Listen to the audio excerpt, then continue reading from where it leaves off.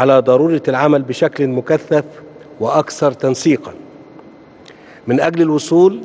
إلى تسوية لتلك الأزمات والنزاعات بما يحافظ على كيان الدول ومؤسساتها ويضع حدا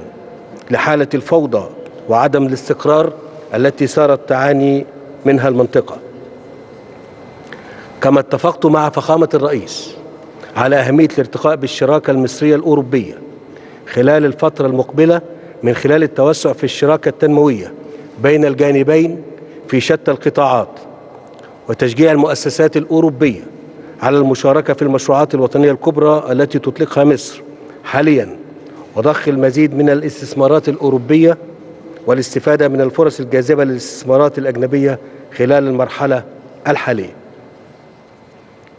فخامة الرئيس،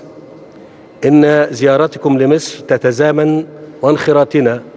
في عملية الإعداد للانتخابات البرلمانية التي تمثل الخطوة الأخيرة على طريق استكمالنا لعملية البناء الديمقراطي المؤسسي، وانطلاقنا بثبات وعزم لتحقيق طموحات الشعب المصري تطلق طاقاته وتحمي حقوقه وحرياته. وكما أوضحت لكم فإننا نقدر اهتمام الشركاء الأوروبيين بمتابعة ما يدور في مصر، ونتطلع دائما إلى تفهمهم للحقائق. اسمحوا لي أن أغتنم هذه المناسبة لأتطرق لموضوع مهم أتابعه باهتمام وقلق بالغ، ألا وهو الأحداث المؤسفة التي يتعرض لها الحرم القدسي